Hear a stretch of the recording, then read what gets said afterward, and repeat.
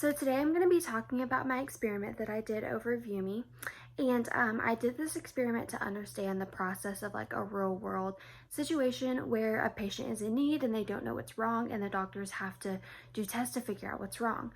And so the process and tests are extremely important for clinical settings and properly treating patients.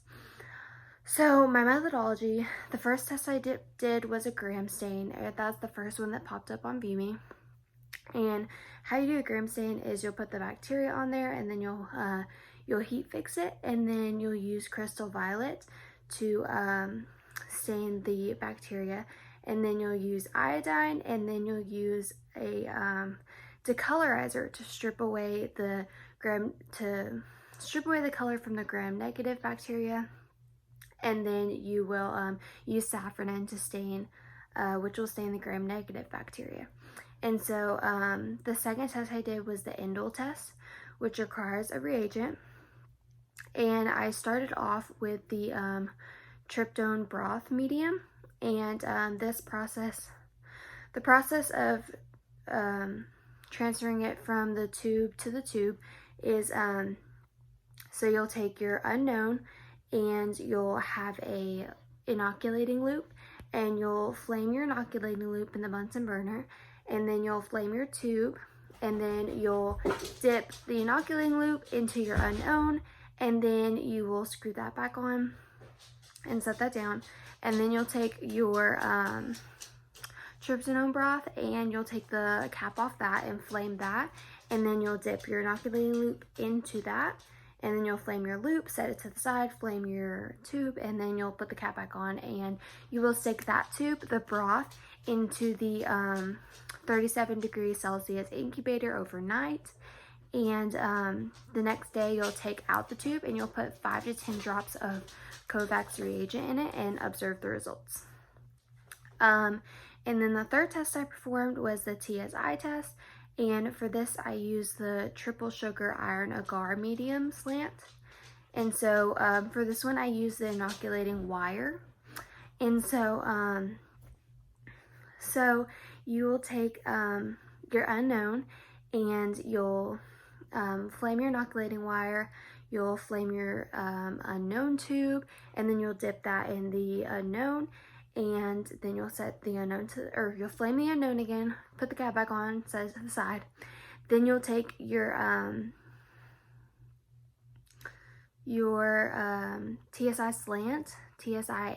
slant, and you'll flame that tube, and then you'll take it and you're going to streak the slant, and then you're going to stab it through to the butt of the tube.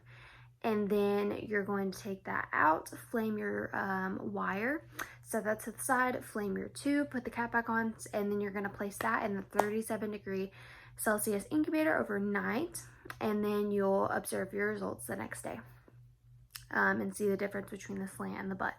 And so the next test I did, which was the last one, is the citrate test. And for this, I used the Simon citrate agar slant. And so you're going to take your wire again, and you're going to flame that, and then you're going to take your unknown and you'll flame that tube, and then you'll stick your wire in the tube of the unknown, take it out, you'll flame the unknown again, and then you'll set that to the side, and then you're going to take your Simon citrate agar slant and you're going to flame that, and then you'll streak the slant, and then you're going to flame your wire, set that to the side, flame your slant, and put the cap back on and place that in the 37 degree incubator overnight, and then observe the results the next day. And so for my results, the first test I did was the gram stain, and the gram stain is testing for the difference in the cell wall structure of the bacteria. And a gram-positive bacteria will have a thick layer of peptidoglycan in its cell wall, and it'll remain the primary stain color of crystal violet, so it'll be purple when you look at it under the microscope after the whole test is done. And in my results, I got pink rods, so my test was a negative, which means it has a really thin layer of peptidoglycan in the cell wall. and I got that information from ViewMe. And for the indole test, it determines whether the microbe produces indole from the amino acid tryptophan, and I got this information from ViewMe as well. And when we use a Kovacs reagent, a positive result will turn the top of the broth red, and my result stayed clear yellow at the top, so it was negative. And the TSI test determines whether the microbe reduces sulfur containing compounds to the sulfides during metabolism, and I got this information from ViewMe as well. And my result came out to a red slant and a yellow butt, which is negative for TSI, which means it does not fermentate lactose or sucrose, but does glucose. And I got that information from ViewMe as well.